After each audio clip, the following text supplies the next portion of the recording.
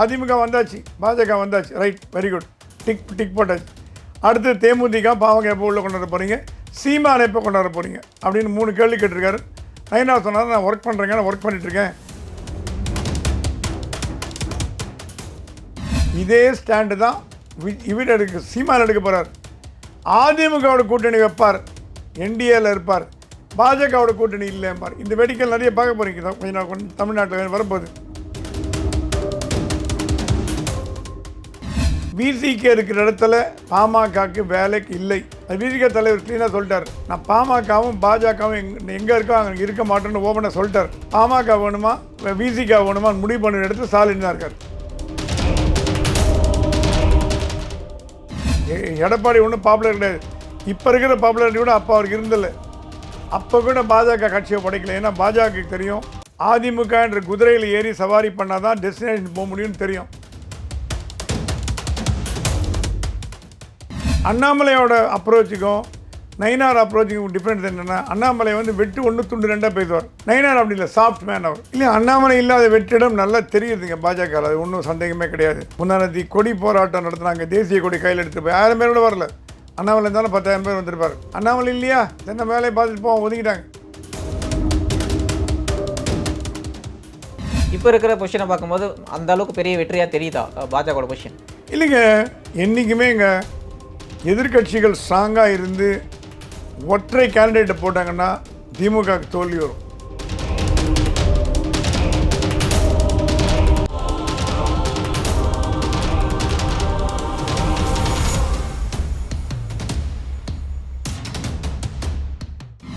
எல்லா பெஞ்ச் நேயர்களுக்கு வணக்கம். இன்றைக்கி நம்ம கூட மூத்த பத்திரிகையாளர் பிரகாஷ் எம் சாமி சார் இருக்கார். அவர்கிட்ட கேட்க நிறைய கொஸ்டின்ஸ் இருக்குது, வாங்க கேட்போம். வணக்கம் சார். வணக்கம் சார். இப்போ வந்து 2026 எலெக்ஷன்ஸை பொறுத்தவரையும் இப்போ வந்து இப்போ ஆப்போசிட்டில் பார்த்தா டிஎம்கே கூட்டணியில் வந்து பிரச்சனைகள் இருக்குது. ஆனால் அவங்க வந்து நாங்கள் ஒன்றா இருக்கோம் அப்படின்னு காட்டிகிட்டே இருக்காங்க. ஆனால் ஆப்போசிட்டில் பார்க்கும்போது ஏடிஎம்கே கூட்டணி வந்து ஒன்றா இருக்குன்னு அவங்க சொன்னால் கூட அவங்க கட்சியில் இருக்கிறக்குள்ளே இவ்வளோ பிரச்சனை இருக்கும்போது இது வந்து மக்கள்கிட்ட என்ன சிக்னலை கொடுக்கும்? அமித்ஷா வந்து போரில் பிஸியாக இருந்தார். பாகிஸ்தான் போரில். இப்போ அந்த போர் பதட்டம் தணிஞ்சு போச்சு. நேத்தி வந்து அவர் நட்டாட்டையும் நயினார்ட்டையும் பேசி தமிழ்நாட்டில் என்டிஏவோட வளர்ச்சி என்ன, பாமகவும் தேமுதிகவும் எப்போ உள்ளே வருது, என்டிஏ எப்போ அடுத்த ஸ்டேஜ் கொண்டு போகிறீங்க, அதிமுக வந்தாச்சு, பாஜக வந்தாச்சு, ரைட், வெரி குட், டிக் போட்டாச்சு. அடுத்து தேமுதிக பாவக எப்போ உள்ளே கொண்டாட போகிறீங்க, சீமானை எப்போ கொண்டாட போகிறீங்க அப்படின்னு 3 கேள்வி கேட்டிருக்காரு. நயினா சொன்னார், நான் ஒர்க் பண்ணுறேங்க, நான் ஒர்க் பண்ணிட்டுருக்கேன், நான் போய் டாக்டரை பார்க்க போகிறேன்னு. நீ வருங்க, இந்த வாரத்தில் வந்து நயினார் நாகேந்திரன் விஜயகாந்த் ஒய்ஃப் பிரேமலதாவையும் டாக்டர் ஐயாவோ அன்புமணியோ 2 பேரையும் சந்தித்து உள்ளே கொண்டு வரதுக்கு ஏற்பாடு பண்ணிவிட்டு அவங்கள உள்ளே கொண்டு வந்துட்டு அப்புறம் சீமான்ட்டு பேச்சுவார்த்தை நடத்துவார். ஸோ என்டிஏ கூட்டணி ஸ்ட்ரென்த் ஆகுமானா பலமாயிட்டு வருது. தேமுதிகவும் என்ன பிரச்சனைனா, தேமுதிகவும் அதிமுகவும் முட்டி மோதலில் இருக்குது. எம்பி சீட் கொடுக்கலன்னு. ஆமாம் சார். அதனால் வந்து நான் வரமாட்டேன் கூட்டணிக்கு, அவர் என் எம்பி சீட் கொடுக்கணும், என்னை கொடுக்குறேன்னு என்னை வந்து நம்பி காலை வாடிட்டார். பாஜக சொல்லுதான், நீங்கள் அதிமுக கூட்டணி வருவோண்ணா, எங்கள் கூட கூட்டணி வாங்க, என்டிஏவில் வாங்க, நாங்கள் உங்களுக்கு சீட்டு வாங்கி தரோம், நாங்கள் உங்களுக்கு ஜெயிக்க வைக்கிறோம். நீங்கள் அதிமுக பற்றி கவலைப்படுறீங்க, என்டிஏ கூட்டணி வாங்க, அதிமுக சம்மந்தம் கிடையாது. இதே ஸ்டாண்டு தான் இவர் சீமான் எடுக்க போகிறார். அதிமுகவோட கூட்டணி வைப்பார், என்டிஏல இருப்பார், பாஜகவோட கூட்டணி இல்லைம்பார். இந்த வேடிக்கை நிறைய பார்க்க போகிறீங்க கொஞ்ச நாள் தமிழ்நாட்டில் வரப்போகுது.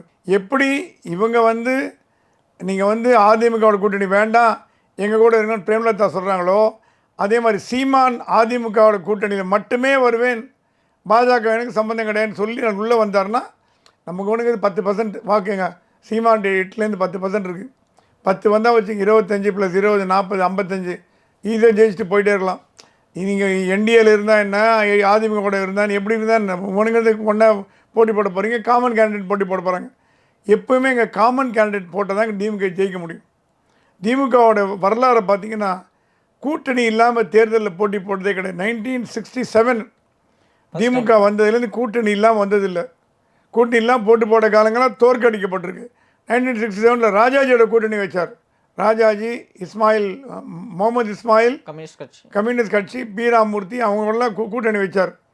கலைஞர் 1967 ஆட்சிக்கு வந்தார். அண்ணா ஆட்சிக்கு வந்துட்டாங்க, கலைஞரும் வந்துடுறார். அதே மாதிரி பார்த்திங்கன்னா கூட்டணி இல்லாமல் திமுக வந்ததே கிடையாது. ஸோ ஆனால் இந்த கூட்டணி இப்போ இருக்கிற கூட்டணி வலுவமாக இருக்குமானா, இப்போ இருக்கிற கூட்டணி செதறும்னு நம்பிக்கை எனக்கு இல்லை. ஏன்னா காங்கிரஸ் இருக்க போகுது, விசிக இருக்க போகிறது, அப்புறம் வந்து வைகோ இருக்க போகிறாரு, மற்ற கட்சியில் சின்ன சின்ன கட்சியில் இருக்க போகுது, 1 2 மாறுமே தவிர இருக்க போகிறாங்க. ஆகவே விசிகே இருக்கிற இடத்துல பாமகக்கு வேலைக்கு இல்லை. கண்டிப்பாக விசிகேவும் பாமகவும் ஒன்றா வச்சுப்பாங்களான்னா கண்டிப்பாக வச்சுக்க மாட்டாங்க. அது விசிக தலைவர் க்ளீனாக சொல்லிட்டார். நான் பாமகவும் பாஜகவும் எங்கே இருக்கோ அங்கே இருக்க மாட்டேன்னு ஓப்பனாக சொல்லிட்டார். அதுக்கு மேலே ஸ்டாலின் தான் முடிவு பண்ணோம். பாமக வேணுமா விசிக வேணுமான்னு முடிவு பண்ணுற இடத்துல ஸ்டாலின் தான் இருக்கார். சரி, இந்த மேடையில் பேசும்போது அன்புமணி ஒரு முக்கியமான 3 கட்சிகளை வந்து அட்டாக் பண்ணலாம் பேசினார். அது என்னென்ன கட்சினா வந்து விஜயை பற்றி பேசியிருந்தாரு, திரும்ப பற்றி பேசினார், சீமானை பற்றியும் அடுக்குமொழி பேசுகிறாங்க அப்படின்னு பேசியிருந்தார். அப்படின்னும் போது இங்கே வந்து அவர் வந்து தனக்கு காம்படிட்டர்ஸாக இவங்கள தான் பார்க்குறாரா, இவங்கள மீறி தான் நான் வளரணும் அப்படின்னு பார்க்குறாரா? அப்போ திமுக வந்து போட்டி இல்லைன்னு ஒத்துக்கினாரா டாக்டர் ஐயா? அதான் சார், அவர் வந்து அவர் அப்போ இறங்கி வந்துட்டார்னு அர்த்தம். திமுக அதிமுக பாமகன்ற லெவலில் பேசிட்டு ஒரு காலத்தில் என்னோடய பையன் தான் அடுத்த முதலமைச்சர் அப்படின்னு பேசிட்டு நீங்கள் திமுக அதிமுக விட்டுட்டு நீங்கள் இறங்கி வந்தீங்கன்னா பாமகவோட போட்டி வந்து சீமானு விஜய் ஏங்க கேவலமா இல்லை? அந்த லெவலுக்கு வரணும். இவ்வளோ பெரிய கட்சி 30 வருஷமாக கட்சி வளர்க்குறீங்க. விஜய் சீமான்லாம் ஒரு பொருட்டா உங்களுக்கு? நீங்கள் எவ்வளோ வருஷமாக கட்சி நடத்துறீங்க. இதுலேருந்தே டாக்டர் ஐயோட பயம் தெரியுதுல்ல நமக்கு. அதான் சார், அதனால தான் கரெக்டாக தான் அன்புமணி ராமதாஸ் நோக்கி அவர் கொஷின் வைக்கிறாரு அப்படின்ற ஒரு பேச்சு இருக்குல்ல. இல்லை, என்டிஏங்கிறது என்டிஏ வரணுங்கிறது அன்புமணியோட எண்ணம். என்டிஏல இருந்தால் தான் கட்சிக்கு எதிர்காலம்ங்கிறது அவரோட கணிப்பு. வரணுன்றது அவரோட எண்ணம் தான் சார். ஆனால் என்டிஏ வந்தாலும் அந்த பொசிஷனில் அவரு ரொம்ப ஸ்ட்ராங்காக இருக்கணும்ல, அதை தானே ராமதாஸ் எதிர்பார்க்குறாரு. என்டிஏ வந்து ஆட்டோமேட்டிக்காக அன்புமணி ஸ்ட்ராங் ஆகிட்டு வரேன். இப்போ போன வாட்டி எம்பி கொடுத்தாங்க ஏடிஎம்கே. அவர் 5-6 வருஷம் டேர்ம் முடிச்சிட்டாரு. திருப்பி இப்போ முடிக்க போகிறாரு. மோடி சொன்னார்னா வெயிட் பண்ணுங்கள், இன்றைக்கி என்டிஏல வந்து நீங்கள் கூட சேருங்க, 26 உங்களை ஏதாவது எம்பி ராஜஸ்தான் மகாராஷ்டிரா மத்திய பிரதேசிலேருந்து எம்பி ஆக்கி உங்கள் ராஜ்யசபா எம்பி ஆக்கி மந்திரி கொடுக்குறேன்னு இருக்கார். அடுத்த மத்திய மந்திரி சபையில் பார்த்தீங்கன்னா ஜிகே வாசன், அப்புறம் வந்து நம்ம டாக்டர் அன்புமணி ராமதாஸ், இவங்களாம் கண்டிப்பாக இருப்பாங்க. ஏன்னா மோடி சொன்னாராம் நம்ம கூட யார் உழைச்சாங்களோ அவங்கள மறக்கக்கூடாது, நம்ம கொஞ்சம் கேபினெட் எக்ஸ்பேண்ட் பண்ணி கொடுக்குறேன்னு சொல்லியிருக்காரு. ஸோ கேபினெட் மாறுதல் வரும்போது இவங்கெல்லாம் வரும். அந்த நம்பிக்கையில் தான் அன்புமணி இருக்கார். அதை கெடுக்கணும்னு பார்க்குறாரு அப்பாங்கிறது அவர் வருத்தம். நான் மந்திரியாக இருந்தது வந்து அப்பாவுக்கு பிடிக்கலன்னா அப்புறம் என்ன எங்கள் அப்பா நீன்னு கேட்காத அளவுக்கு மனது வருத்தப்பட்டிருக்கார் டாக்டர் அன்புமணி ராமதாஸ். ஸோ இப்போ திமுக எடுத்துக்கிட்டால் அவங்க வந்து கவர்மெண்ட்டில் வந்து இங்கே வந்து ஃபங்க்ஷன் ஆகிட்டு இருக்காங்க. அப்படின்னும் போது இங்கே நிறைய பிரச்சனைகள் இருக்குது. அப்படின்னும் போது இதை நோக்கி வந்து மக்கள்கிட்ட கொண்டு போய் சேர்க்கணும்ல சார் இந்த பிரச்சனையை. அப்படின்னும் போது அதிமுகவும் பாஜகவும் சேர்ந்து கரெக்டாக செயல்படுறாங்களா அப்படின்னு மிகப்பெரிய கொஸ்டின் இருக்குல்ல. அதிமுக பாஜக இப்போ தான் ஒன்றா சேர்ந்துருக்காங்க. போன மாதம் சேர்ந்தாங்க. இனிமேல் தான் எல்லாம் ஒன்றா சேர்ந்து எல்லாம் போராட்டம் பண்ண போகிறாங்க, எல்லாம் நடத்த போகிறாங்க. ஆனால் மேடையை பகிர்ந்துக்க மாட்டிருக்காங்க அப்படின்ற மேடையை பகிர்ந்துக்கான ஸ்டேஜ் வரும். எடுத்த உடனே ஒரே நாளில் எதிர்பார்க்குறது கஷ்டம். கொஞ்சம் ஒரு 2 வருஷம் பிரிஞ்சிருந்தாங்க, 3 வருஷம் பிரிஞ்சிருந்தாங்க, மணந்து வந்து ஒன்றா வந்துட்டாங்க. எடப்பாடியும் அவரோட கட்சி கூட்டத்திலலாம் பாஜக நல்லா சப்போர்ட் பண்ணி பேசுகிறாரு. இந்த வார் போதும் நிறைய சப்போர்ட் பண்ணாங்க. மோடியை பிரபலம் பண்ணி பேசுகிறாங்க. அந்த கோல்டு ஸ்டோரேஜ்லேருந்து வெளில வரதுக்கு கொஞ்ச நாள் டைம் ஆகும். அந்த கோல்டு ஹார்ட் இருக்கிறதுலேருந்து மெல்ட் ஆகிறதுக்கு கொஞ்சம் டைம் ஆகும். ஸோ அந்த டைம் ஆன பிறகு தான் உள்ளே சேரும். அதுக்குள்ளே இந்த மற்ற கூட்டணி சரி பண்ணிட்டாங்கன்னா தமிழ்நாட்டிலும் போராட்டம்னா பாஜக, அதிமுக, பாமக, தேமுதிக, ஜிகே வாசன் கட்சி எல்லாம் ஒன்றா சேர்ந்து பண்ணாங்கன்னா அது பலன் இருக்கும்னு அமித்ஷா நினைக்கிறாராம். அதுக்கு உண்டான வேலையை செய்ய சொல்லி நயனா நாகேந்திரன் சொல்லியிருக்காரு. அவர் அந்த வேலையை பண்ணுவார் நம்புவோம். அதான் சார், இந்த இடத்துல ஏன் கொஸ்டின் வருதுன்னா, இப்போ வந்து தமிழ்நாட்டில் ஏதோ ஒரு பிரச்சனை இருக்குது. இப்போ வந்து அண்ணா யூனிவர்சிட்டி கேஸாக இருக்கட்டும், இப்போ டாஸ்மாக் கேஸாக இருந்தாலும் அண்ணாமலை வந்து தலைமையை ஏற்று இருக்கும்போது என்ன ஆச்சுன்னா அது வந்து மிகப்பெரிய போராட்டமாக மக்கள் போராட்டமாக மாற்றிருந்தார். இப்போ வந்து அந்த மாதிரி ஒரு நிறைய பிரச்சனை வந்துட்டே இருக்குது. அது வந்து மக்கள் போராட்டம் மாற மாட்டிருக்கு அப்படின்னு ஒரு கொஸ்டின் இருக்குல்ல. இல்லை, அண்ணாமலை இல்லாத வெற்றிடம் நல்லா தெரியுதுங்க பாஜக. அது ஒன்றும் சந்தேகமே கிடையாது. முன்னாடி கொடி போராட்டம் நடத்துனாங்க, தேசிய கொடி கையில் எடுத்து 1000 பேரோட வரல. அண்ணாமலை இருந்தாலும் 10,000 பேர் வந்திருப்பார். அப்போ இருந்த பழைய பொசிஷனுக்கு இல்லை, கட்சி தலைமை தான் இது யோசிக்கணும். நம்ம பேசி பிரயோஜனம் இல்லை. கட்சி தலைமை தான் அண்ணாமலையை மாற்றிட்டு, கட்சி தலைமை தான் it's going to face the மியூசிக்பாங்க. அந்த மாதிரி இந்த மியூசிக்கை ஃபேஸ் பண்ணுறது கட்சி தலைமை தான். தமிழ்நாட்டில் ஆள்லாம் குறைஞ்சிட்டே வராங்க. பாஜகவில் யாருமே இல்லை, இருக்கிறவங்களும் ஆக்டிவாக இல்லை. இப்போ எல்லாம் ஒதுங்கிட்டாங்க. நான் கரெக்டாக வார்த்தை ஒதுங்கிட்டாங்க. அண்ணாமலை இல்லையா, சின்ன வேலையை பார்த்துட்டு போவோம், ஒதுங்கிட்டாங்க. அது ஒதுங்கினதுக்கான காரணம் என்னன்னா நீங்கள் அண்ணாமலையை மாற்றினது தான் காரணம். இது பாஜகவுக்கு தெரியாமல் இல்லை, தலைமைக்கு. இப்போ தலைமை முடிவு எடுக்கணும். இல்லை பிடிவாதமாக அண்ணாமலை போய் தான் ஆகணும், அண்ணாமலை போயிட்டார் வெளியில், இனிமேல் உள்ளே கூட மாட்டோம், இவரை வச்சு மேனேஜ் பண்ணுறீங்களா பண்ணிக்கோங்க. 1000 பேர் தான் வருவான். 10,000 பேர் இடத்துல 1000 பேர் வருவான். நான் திருப்பி நோட்டா கட்சியாக போவேன்னா போட்டோம். யாருக்கு யார் கேர் பண்ணுறாங்க? உங்கள் கட்சி நீங்கள் ஒழிங்க, வாழ வைங்க, அழிங்க, என்ன வேணால் பண்ணுங்கள். யார் கேட்க போகிறாங்க?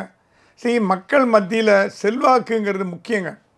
அந்த செல்வாக்கை வளர்த்து ஆளாக்கி பெருசாக்கினவர் அண்ணாமலை. பாஜக என்பது ஒரு வட இந்திய கட்சி, ஒரு கம்யூனல் பார்ட்டி, ஒரு இஸ்லாமிய விரோத கட்சி, கிறிஸ்துவ விரோத கட்சின்ற பேரெல்லாம் தொடச்சி எடுத்து எல்லாருக்கும் பொதுவான கட்சிங்கிற பிம்பத்தை உருவாக்கி கட்சியை வளர்த்தார். அவர் நீங்கள் 3 வருஷத்தை வீட்டுக்கு அமிச்சிட்டிங்க. ஏதோ கரெக்டாக நீங்கள் 3 வருஷம் பிரைம் மினிஸ்டர் மோடி மட்டும் 15 வருஷம் இருக்கலாமான்னு கேட்டாங்க. ஒருத்தர் கேட்டார், ஒரு பாஜக தலைவர் கேட்டார். அவர் மட்டும் 15 வருஷம் இருக்கலாம், மோடி 15 வருஷம் இருக்கலாம், அண்ணாமலை வந்து 3 வருஷம் மேலே இருக்கக்கூடாது. இது என்னங்க கேள்வி? உங்களுக்கு ஒரு ரூல், அவருக்கு ஒரு ரூலான்னு. இது உட்கட்சி விவகாரம் தள்ள முடியும். ஆனால் அண்ணாமலை இல்லாத வெற்றிடத்தை வந்து பாஜக உணர்ந்ததாக தெரியல. உணரும்னால் கூட சீக்கிரம் வரும். அதான் சார், இப்போ வந்து பிஜேபியில் ஒரு சுணக்கம் இருக்குல்ல சார், அது வந்து கூட்டணியில் அவங்க வந்து எந்த அளவுக்கு வந்து ஷீட்டை வந்து பேசி வாங்கினோமோ அந்த வலிமை குறைஞ்சிட்டே இருக்கும்ல. அப்படின்னும் அந்த கூட்டணி நம்ம வலிமையான கூட்டணி இல்லை. அவங்க கணக்கு பிரகாரம் Nainar Nagendran is close to ADMK leadership. Nainar Nagendran AIADMK தலைவரோட நெருக்கமாக இருக்கார். ஆனால் அண்ணாமலை மாதிரி தைரியமாக பேசி அண்ணாமலை மாதிரி தைரியமாக பேசலை. ஆனால் இவங்க என்ன சொல்கிறாங்க, மாமா மச்சான்ற மாதிரி உறவில் இருக்கிறதுனால மாப்பிள்ளை கொடுங்க, 10 சீட் கூட கொடுங்கன்னு கேட்டு ஃப்ரெண்ட்லியாக. அண்ணாமலை ஃப்ரெண்ட்லியாக பேச மாட்டார், ஸ்கூல் டீச்சர் மாதிரி பேசுவார். கொடுப்பீங்களா மாட்டிங்களா அப்படி தான் ஆரம்பிப்பார். எங்கள் கட்சி பெரிய கட்சிங்க, தேசிய கட்சிங்க. அண்ணாமலையோட அப்ரோச்சுக்கும் நயினார் அப்ரோச்சுக்கும் டிஃப்ரென்ஸ் என்னென்னா, அண்ணாமலை வந்து வெட்டு 1 துண்டு 2 பேசுவார். நயினார் அப்படி இல்லை, சாஃப்ட் மேன். அவர் ரொம்ப சாஃப்ட் மேன். அண்ணாமலை இருந்தார்னா 100 கொடுப்பீங்களா மாட்டிங்களா, எங்கள் கட்சி பெரிய கட்சி, டெல்லியில் 15 வருஷமாக ஆள்றோம், 12 வருஷமாக ஆள்றோம் அப்படின்னு டிமாண்ட் பண்ணுவார். நயினார் அப்படி இல்லை, என்ன மாப்பிள்ளை கொடுங்க, ஒரு 10 குர்சி கொடுக்குற சீட் கொடுங்க, என்ன வந்துட போகுது, எல்லாம் நம்ம எல்லாம் ஒன்று தானே அப்படின்னு வாங்குவாருன்னு அவங்க எண்ணம். சரி, ஆக மொத்தம் யார் அதிகமாக சீட் வாங்குறாங்கிறத பொறுத்து. இப்போ அண்ணாமலை இல்லை, சீனில் இல்லை. அண்ணாமலை இப்போ நயினார் என்ன பண்ணுறாங்கிறத பொறுத்து. நயினார் 5 சீட்டு 10 சீட்டு வாங்கிட்டார் வச்சுங்க, அப்போ வந்து பாஜக இடிச்சு போச்சு, இப்போ இஎம் பித்தளை இழிச்சு போச்சு அப்படின்னு சொல்ல முடியும். பாஜக 60 சீட் வாங்கிட்டு வச்சுங்க, 50 சீட் வாங்கிட்டு வச்சுங்க, அப்போ நீங்கள் நயினாரை பாராட்டாமல் இருக்க முடியாது. ஸோ எல்லாமே எவ்வளோ சீட் வருது பாஜக அப்படிங்கிறத பொறுத்து தான் நயினாரோட வெற்றி தோல்வி நிர்ணயிக்கப்படும். சரி, இந்த என்டிஏ கூட்டணி வந்து கன்ஃபார்ம் ஆன மீட்டில் நிறைய பேர் என்ன பேசுனாங்கன்னா, அமித்ஷாவுக்கு வந்து மிகப்பெரிய வெற்றி அப்படின்னு சொன்னாங்க. அப்படின்னும் போது இப்போ இருக்கிற பொசிஷனை பார்க்கும்போது அந்த அளவுக்கு பெரிய வெற்றியாக தெரியுதா பாஜகவோட பொசிஷன்? இல்லைங்க, என்றைக்குமே இங்கே எதிர்கட்சிகள் ஸ்ட்ராங்காக இருந்து ஒற்றை கேண்டிடேட்டை போட்டாங்கன்னா திமுகவுக்கு தோல்வி வரும். இது இல்லாமல் தமிழ்நாடு அரசியல் பார்த்திங்கன்னா அடிக்கடி நம்ம பேசிகிட்டு வரோம். எவ்ரி 5 வருஷம் ஆளுங்கட்சி மாறிட்டே வரும். திமுக மட்டும் 20 வருஷம் தொடர்ந்து ஆளாது. அதிமுக தொடர்ந்து ஜெயலலிதா பீரியடில் மட்டும்தான், எம்ஜிஆர் பீரியடில் மட்டும்தான் 10 வருஷம் வந்தது. அப்புறம் டிஎம்கே வந்துடுது. இப்போ அடுத்து அதிமுக தான் வரணும். நேச்சுரல் கரோலி பார்த்திங்கன்னா அதிமுக தான் வரணும். அதிமுக வரும். அந்த அதிமுக வரத்துக்கு பாஜக கூட்டணி உதவும். இப்போது பாராளுமன்ற தேர்தலில் பாஜகவுக்கு அதிமுக உதவி தேவைப்பட்டது. அப்போ அதிமுக கொடுக்கல. இப்போ பாராளுமன்ற தேர்தலில் அதிமுகவுக்கு பாஜக உதவி தேவைப்படுறது எதுக்குன்னா மந்திரி சபை அமைக்கிறது. ஆமாம், அவன் உதவி தேவைப்படுது. அது வந்து பெரிய மனசு பண்ணி அவங்க கொடுக்குறேன்ட்டாங்க. பாஜக ஒன்றும் பெருசு பண்ணல. ஏன்னா அவங்களுக்கு திமுக போனால் போதுன்னு ஆகிடுச்சு. சில பேர் கூட கேட்டாங்க, ஏன் அண்ணாமலை வந்து அவர் உட்கார வைக்க மாட்டேங்கிறாரு, எடப்பாடி உட்கார வைக்கிறாங்க. யாரை உட்கார வைக்கணுங்கிறது இல்லை, யார் உட்காரக்கூடாதுங்கிறது தான் இருக்குது. யார் அரியணையிலேருந்து நீக்கணும் அப்படிங்கிறது தான் பாஜகவோட கொள்கை. அதுக்கு இப்போ டைம் ஃபேக்டரில் அவர் இருக்கட்டும், எடப்பாடி இருக்கட்டும். எடப்பாடி எடுக்கணும்னு மனது வச்சுருந்தாங்கன்னா ஜெயலலிதா இருந்து சசிகலா ஜெயிலுக்கு போன அடுத்த மாதம் மாற்றிருக்கலாம்ல. 4 வருஷம் விட்டாங்களா அவரை முதலமைச்சராக? ஏதாவது பிரச்சனை பண்ணாங்களா? இல்லை, ஒன்றும் பண்ணல. ஏக்நாத் ஷிண்டே மாதிரி மாற்றினாங்களா? கட்சியை உடைச்சாங்களா? அப்போ ஈஸியாக உடச்சிருக்க முடியும். அப்போ ரொம்ப வீக்காக இருந்த கட்சி வேறு. ஏன்னா தலைமையே இல்லை. எடப்பாடி ஒன்றும் பாப்புலர் கிடையாது. இப்போ இருக்கிற பாப்புலாரிட்டி கூட அப்போ அவருக்கு இருந்தில்லை. அப்போ கூட பாஜக கட்சியை உடைக்கல. ஏன்னா பாஜகவுக்கு தெரியும், அதிமுக என்ற குதிரையில் ஏறி சவாரி பண்ணால் தான் டெஸ்டினேஷன் போக முடியும்னு தெரியும். அது மாதிரி இப்போ கூட நீங்கள் அதிமுக ஜெயித்தா கூட கூட்டணி அமைச்சரவை கேட்பாங்களே தவிர மேக்ஸிமம் எனக்கு தெரிஞ்சு அவங்க டிமாண்டு பாஜக வந்து முதலமைச்சராக வரணும், துணை முதலமைச்சராக வரணும்னு கேட்பாங்கன்னு எனக்கு தோணலை. சரி, இப்போ சட்டமன்ற தேர்தல் எடுத்துக்கிட்டால் இப்போ ஒரு கேண்டிடேட்டுக்கும் இன்னொரு கேண்டிடேட்டுக்கும் டிஃப்ரென்ஸ் ஓட்ஸே வந்து ஒரு 5000 4000 கூட நிறைய தொகுதியில் வரும். அப்படின்னும் போது விஜய்ன்ற ஒரு ஃபேக்டர் வரும்போது அவர் ஒரு தொகுதியில் 5000 ஓட்டு 6000 ஓட்டுன்ற ஆன்டி இன்கம்பன்சி ஓட்டு வாங்கினா கூட அது யார் வந்து ஆட்சிக்கு வரணும்னு அதிமுக கூட்டணி நினைக்கிறாங்க அவங்களுக்கு தானே பாதிப்பாக அமையும். அதுதாங்க அமித்ஷா சொன்னாராம், விஜய் சீமான்லாம் என்டிஏவில் வந்தால் பெட்டர்னு சொல்கிறாராம். ஆனால் விஜய் வந்து டவுட்ஃபுல். ஏன்னா விஜய் இன்றைக்கி அந்த நிர்மல்குமார் பேசின அப்புறம் கூட எனக்கு என்னமோ பிஜேபி வருவாருன்னு தோணல. சரி, அப்படியே விஜய் போட்டி போட்டால் கூட இந்த பக்கம் அதிமுக, பாஜக, பாமக, தேமுதிக ஒன்றா இருந்து வச்சுங்க, ஒரு பலமான எதிர்க்கட்சி இருந்துன்னா விஜய் ஒரு 10-20 சீட்டில் ஜெயிப்பார் இல்லைங்கள. பட் அதிமுகவோட ஜெயிக்க வைக்கிற அளவுக்கு விஜயால் பண்ண முடியுமான்னா பண்ண முடியாது. ஓகே. ஏன்னா அவர் கட்சியை காப்பாற்றுறதுக்கு அவர் இப்போ தான் இறங்கியிருக்கார் ஃபீல்டில். அவருக்கு அன்டெஸ்டட். இன்னும் எவ்வளோ டெஸ்ட் பண்ணிப்பாங்க. கும்பல் வரதெல்லாம் சொல்லுவார், 10 லட்சம் பேர் வந்தால் நான் தான் அடுத்தது சீஃப் மினிஸ்டர்னு சொல்லுவார். கடைசியில் ஒரு ஓட்டு கூட வரல பாரு. அதான் கும்பல்லாம் இன்றைக்கி வாக்காக மாறாதுன்னு தமிழ்நாட்டில் ஒரு சரித்திரமான பூர்வமான உண்மை. கும்பல் வாக்காக மாறாது. ஸோ கும்பலை வச்சு நம்ம எதிர்பார்க்க முடியாது. விஜயோட பொசிஷன் எப்போ தெரியும்னா 26 தேர்தலுக்கு பிறகு தான் விஜய் எந்த ஸ்டாண்டில் இருக்கார், எவ்வளோ மக்கள் மதிப்பு, எவ்வளோ மக்கள் செல்வாக்கு, எவ்வளோ வாக்கு வாங்கினார், எவ்வளோ சீட்டை பிடிச்சாரு, எல்லாமே நம்பர்ஸ் வந்து தேர்தலுக்கு பிறகு தான் பண்ணுமே தவிர தேர்தலுக்கு முன்னாடி சொல்லுங்க. முன்னாடியே ஒரு ஸ்பாய்லரான ரோலை பண்ணிடுவார்ல சார், யார் ஆட்சிக்கு வரணுன்றதை முடிவு பண்ணிடுவார்ல. ஸ்பாய்லர் ஓரளவுக்கு பண்ண முடியும், இல்லைன்னு ஓரளவுக்கு பண்ண முடியும். ஆனால் இவங்க அதிமுக கூட்டணி ஸ்ட்ராங்காக இருந்து வச்சுங்க, அதில் சீமான் வந்துட்டார் வச்சுங்க, விஜயால் ஒன்றும் பண்ண முடியாது. அதான் சார், சீமான் இப்போ வந்துடுவார் அப்படின்னு பேசுகிறோம். அப்படி சீமானை பொறுத்து பார்க்கும்போது அவர் வந்து அதிகமான விமர்சனத்தை இப்போவும் பாஜக மேலே வச்சுட்டு தான் இருக்கார். அப்படின்னும் போது அந்த கூட்டணிக்கு அவர் போனால் எப்படி ஜெல்லாகும்? ஆனால் அதிமுக வந்து பாராட்டி தான் பேசுகிறாரு. சீமான் வந்து அதிமுக ரொம்ப பாராட்டி சிஎம் அப்படி தலைமையில் தூக்கி வச்சு இது வரைக்கும் சீமான் கட்சி ஆரம்பித்ததுலேருந்து இந்த மாதிரி அதிமுக ஆதரித்து நான் பார்த்ததே கிடையாது. என்ன ஒரு முடிவுக்கு வருவாங்க, அதிமுக பேச்சுவார்த்தை நடத்தும் சீமானோட. சீமான் நீங்கள் எங்கள் கூட வந்துடுங்க, என்டிஏவில் வந்துடுங்க, பாஜகவோட உங்களுக்கு சம்மந்தம் இல்லை, பாஜக தான் தீண்டத்தகாத கட்சி, நீங்கள் எங்க கூட வந்துடுங்க, நாங்கள் உங்களை சீட் பண்ணி உங்களை ஜெயிக்க வைக்கிறோம். ஸோ இந்த மாதிரி வேடிக்கைலாம் தமிழ்நாடு பார்க்க போகுது. என்டிஏல இருக்கும் சீமான், ஆனால் பாஜகவோட இருக்க மாட்டார், அது எப்படி அதிமுகவோட இருப்பார். அந்த மாதிரி அதிமுகவோட இருப்பார். அந்த மாதிரி அந்த மக்கள் எப்படி எடுத்துப்பாங்க? மக்கள் எடுத்துப்பாங்க. இது நம்ம இந்த மாதிரி வேடிக்கைலாம் அதிகம் நிறைய பார்த்துருக்கோம். மக்கள் நல்ல கூட்டணின்னு ஒன்று போட்டாங்க, அது போட்டு ஜெயலலிதா ஜெயிக்க வச்சாங்க. அந்த மாதிரி விஜயை வந்து ஸ்பாயில்ஸ் போட்டால் இருந்தால் கூட இந்த இடத்துல வந்து சீமான் உள்ளே வர்றதுக்கு ஒரு ரீசன் வேணும். என்ன சொல்லுவாங்க சீமான்கிட்ட, நீங்கள் வந்து மோடியை திட்டி பேசாதீங்க, திமுகவை திட்டி பேசுங்க, எங்கள் கூட்டணிக்குள்ளே வாங்க, அந்த 10% ஓட்டு நமக்கு வரும், உங்களுக்கு எதாவது நான் அமைச்சர் பதவி கொடுக்குறோம், உங்களுக்கு எதாவது எதிர்கட்சி தலைவர் உட்கார வைக்கிறோம். ஏன்னா ஜெயலலிதா முன்பு ஜெயித்த பொழுது எதிர்கட்சி தலைவராக ஜெயலலிதாவால் உட்கார வைக்கப்பட்டவர் தான் விஜயகாந்த். ஆமாம் சார், உங்களுக்கு தெரியும், சரித்திரம் மறக்கலை. ஜெயலலிதா முடிவு பண்ண யார் தலைவர்னு. அப்போ 3வது இடத்துல இருந்து டிஎம்கே. அதனால் தமிழ்நாட்டில் இதுதான் நடக்கும்னு சொல்ல முடியாது, எது வேணா நடக்கலாம். ஆனால் எல்லாமே வந்து கூடி வரும்போது நல்ல ஒரு சமயம் எப்படி வரும்னா, கூட்டணி ஸ்ட்ராங்காக இருந்ததுன்னா, இப்போ வந்து திமுக கூட்டணி ஸ்ட்ராங்காக இருக்குது, அது யாரும் மறுக்க முடியாது. திமுக பிடிக்காதவங்க கூட திமுக கூட்டணி ஸ்ட்ராங்காக இல்லைன்னு சொல்ல மாட்டோம். அதிமுக கூட்டணி ஸ்ட்ராங்காக ஆகிடுதுன்னா, 2 ஸ்ட்ராங் நடுவில் சண்டை வந்ததுன்னா அப்போ தான் உண்மையான வெற்றி கிடைக்கும். ஸோ உங்கள் நேரத்தை ஒதுக்கி நிறைய கருத்துக்களை தெரிவித்தமைக்கு ரொம்ப ரொம்ப நன்றி சார். நன்றி.